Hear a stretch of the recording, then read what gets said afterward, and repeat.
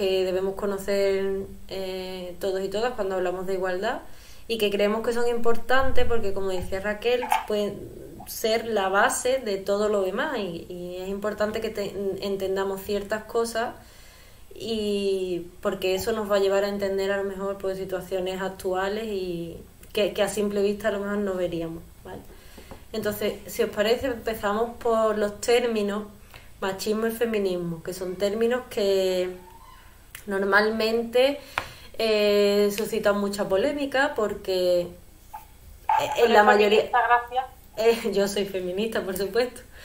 En la mayoría ¿Qué significa? De las ocasiones no... es lo que está diciendo Raquel, en la mayoría de las ocasiones parece que el feminismo es lo contrario del machismo y no tiene nada que ver con eso. Entonces es importante que esto se entienda para seguir adelante. Si esto no se explica y no se entiende, el resto queda un poco en el aire.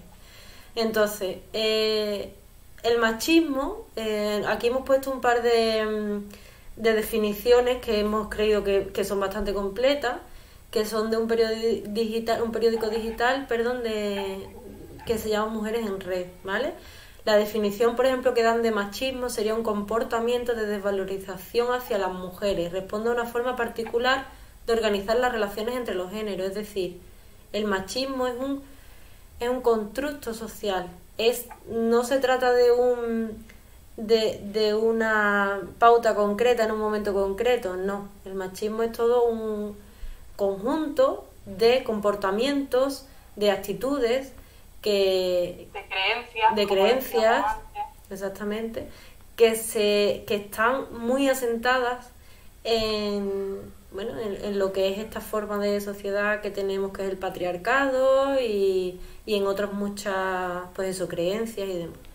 Entonces, como estamos comentando, se caracteriza por el énfasis de la virilidad, la fuerza y el desinterés respecto a los asuntos domésticos por parte de los varones. Ya ahí entramos un poco en el tema de la conciliación, pero bueno, se podrían poner muchísimos ejemplos.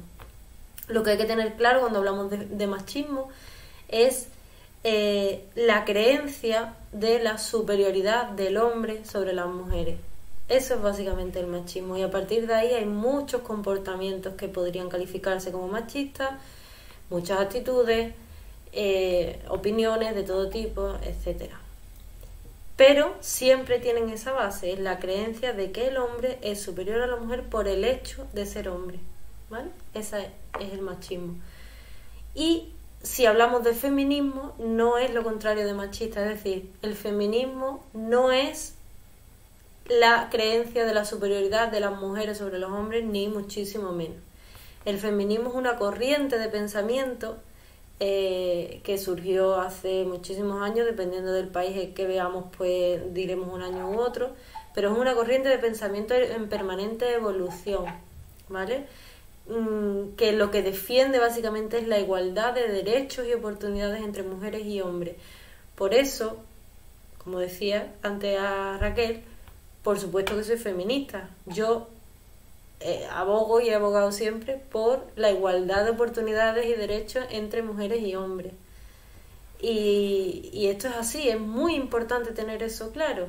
Yo no quiero, no me gustaría llegar a la situación en que las mujeres estén por encima de los hombres en ningún aspecto, no es así. El feminismo lo que promueve y lo que persigue es la igualdad. Pero es cierto que a veces para conseguir esa igualdad hay que impulsar a un lado o al otro, ¿vale? Pero lo que se persigue, el objetivo final es la igualdad. Sí que es verdad, Gracia, que a lo mejor la nomenclatura, al llamarse feminismo, tiende mucho en la vida cotidiana a entenderse ese concepto de superioridad y de hegemonía de la mujer, cuando lo que estamos persiguiendo es precisamente el equilibrio entre los dos géneros, no que uno sobrepase nunca al otro en ningún concepto. Eso es un debate que existe desde hace muchísimo tiempo y imagino que nos quedará todavía mucho tiempo por debatir este asunto, pero bueno, al fin y al cabo lo importante es que sepamos que ese término viene desde hace muchos años, donde empezó todo el movimiento feminista en Inglaterra y bueno, si se hay que modificar el término o no, pues quizá. También yo siempre he pensado que con la divulgación, con la educación y con la formación en este ámbito, como esta, es más importante esa concienciación que el tener que modificar ningún término. Yo creo que si se llega a entender bien lo que es el feminismo, no es necesario modificar nada. Así que bueno, hemos querido poner aquí una frase de Simone de Beauvoir bastante clarificadora, que dice: el feminismo es una forma de vivir individualmente y luchar colectivamente, ¿vale? Así que los cambios tienen que ser sociales y en conjunto. Y en conjunto. ¿Vale? Para sumar. Así que nada, seguimos entonces con otros conceptos. Eso es. Paramos aquí, ¿no? ¿Qué queremos decir cuando hablamos de... Perdona, sigue, Raquel.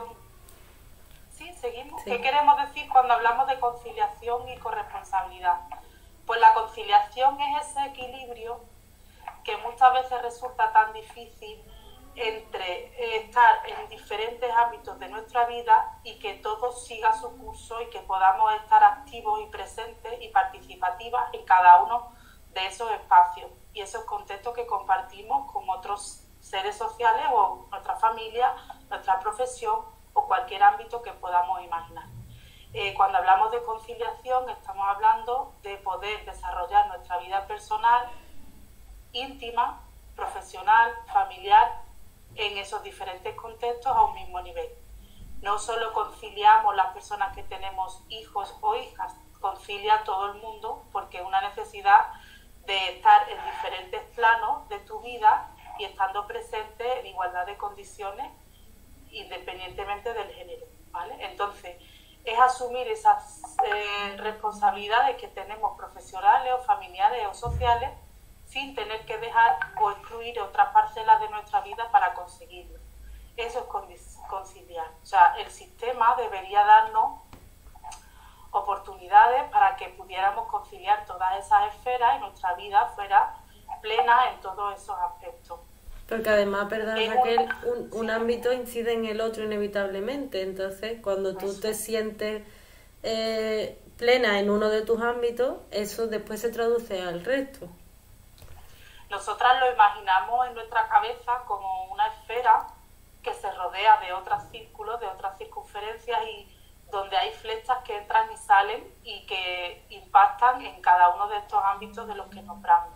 La persona necesita un espacio vital, equilibrado, luego necesita un espacio en su familia, si tiene hijo o hija o tiene pareja o incluso estando sola, ese ámbito de tu vida privada. Luego tú te desarrollas como profesional en otra esfera y luego eres una persona que está en una sociedad y formas parte de un conjunto. Todos esos ámbitos de ida y vuelta tienen que equilibrarse para que podamos conciliar. Y otro término que está muy cerquita de esa conciliación es la corresponsabilidad, que es la necesidad de que ambos géneros tomemos una actitud activa, participativa y responsable en el reparto de esas responsabilidades para que estén equilibradas. Aquí la balanza, por cuestión histórica, tradicional, siempre se ha decantado para que las mujeres nos hiciéramos cargo de muchas más tareas domésticas y de conciliación y de corresponsabilidad que el caso de los hombres. Evidentemente las cosas están cambiando, afortunadamente en los últimos años estamos viendo un avance en esas nuevas masculinidades que se llaman, pero sí que es verdad que con respecto a lo que queremos nosotras también promover, necesitamos ser conscientes de hasta dónde tenemos interiorizado cada uno de los géneros, cuál es nuestra responsabilidad en estos ámbitos y a partir de ahí actuar. Porque también necesitamos darle espacio a los hombres para que puedan aportar en esta batalla, ¿no?, que estamos diciendo para que en realidad seamos igualitarios en todos los ámbitos. Ellos también tienen que aprender otras maneras que no socialmente no se le han aceptado y ahora sí que pueden participar en esas esferas, por ejemplo, que tienen que ver con la crianza o con el cuidado o incluso con las tareas domésticas.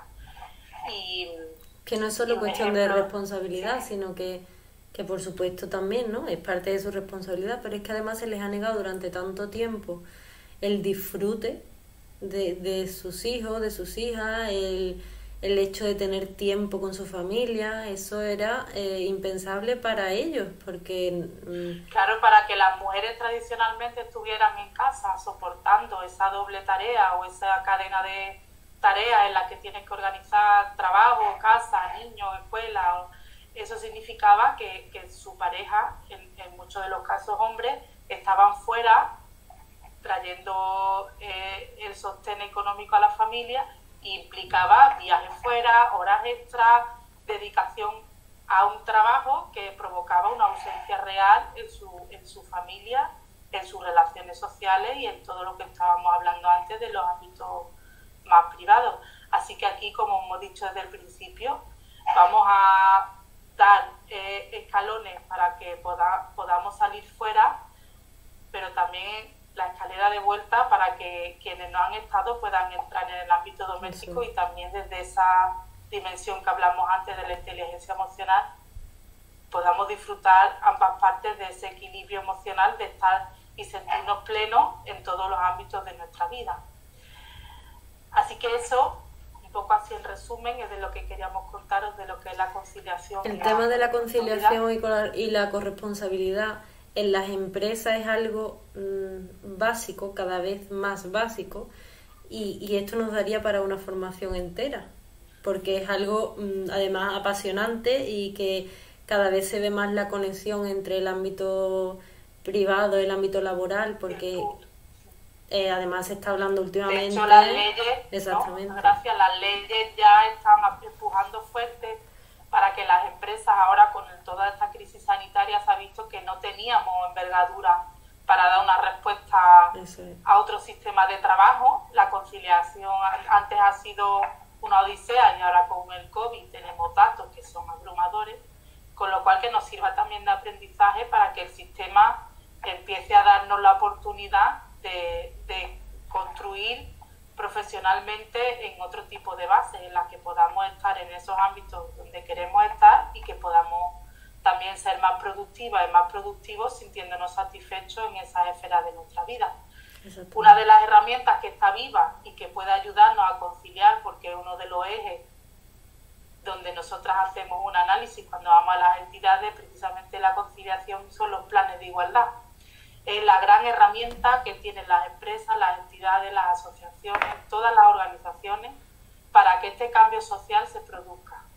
Tenemos un conjunto ordenado de medidas que se proponen después de hacer un análisis de la situación de cada empresa particular, y esas medidas, facilitadas por personas que son expertas en la materia, son las que las empresas toman como indicadores y como ejes de actuación para poner en práctica esas recomendaciones y conseguir que sus ámbitos de trabajo sean más igualitarios.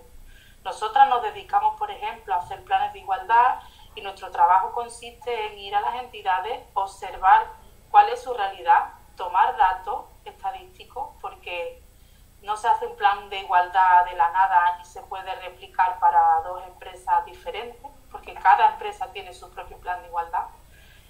Y a través de varios ejes que nos da la ley, por ejemplo, acceso al empleo, un eje que tiene que ver con la conciliación, que hemos hablado antes, cómo son las políticas retributivas de esa empresa, cómo es la formación de esa entidad, cómo se ocupa de la salud laboral de su plantilla esa empresa.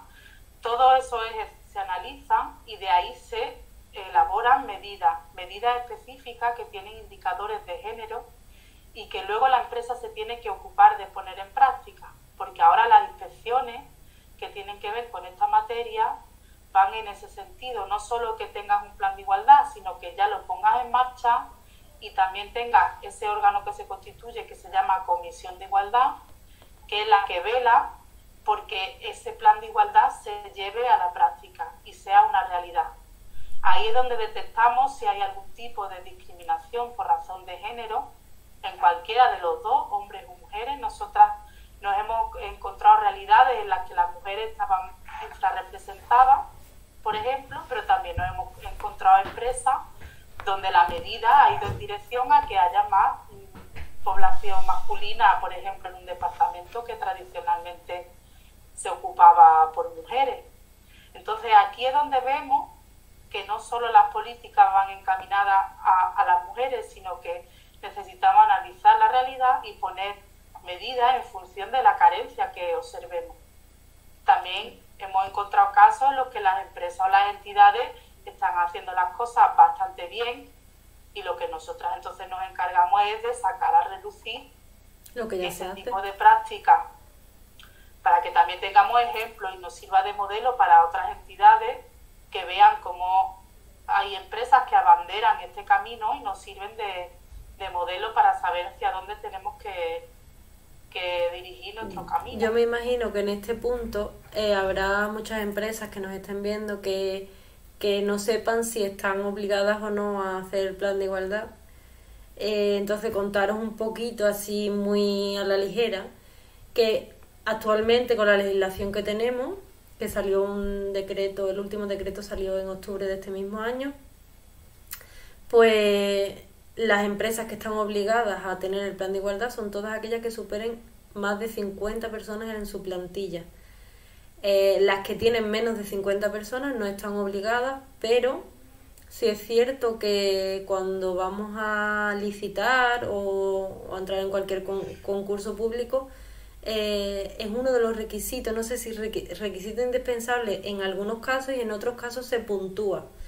Entonces, cada vez hay más casos en los que las empresas, aunque sean pequeñas empresas, pues están confeccionando ya su plan de igualdad, implementándolo, porque, bueno, primero por la legislación, pero también, bueno, nosotras entendemos que es algo que es de justicia, es que si no es cuestión de tener nada que esconder, porque no es cuestión de que nadie vaya a la empresa a sacar las vergüenzas de nadie, no es esa la idea es que nuestra empresa pueda ser lo más justa y lo más igualitaria posible, y si para eso necesitamos una herramienta como es el plan de igualdad, pues pongámosla en marcha, ¿vale? De hecho, las plantillas agradecen bastante que las empresas tomen estas iniciativas, porque como cuando se recoge la información de ese análisis contamos con la opinión de toda los la trabajadores y de las trabajadoras, pues entonces es una forma bastante eficaz de construir ese sentimiento de pertenencia, de que formo parte de algo y que mi empresa se compromete y en la medida de lo posible, por ejemplo, me facilita un horario flexible. Eso es. O me facilita una formación bonificada para que yo sea mejor profesional en mi puesto de trabajo.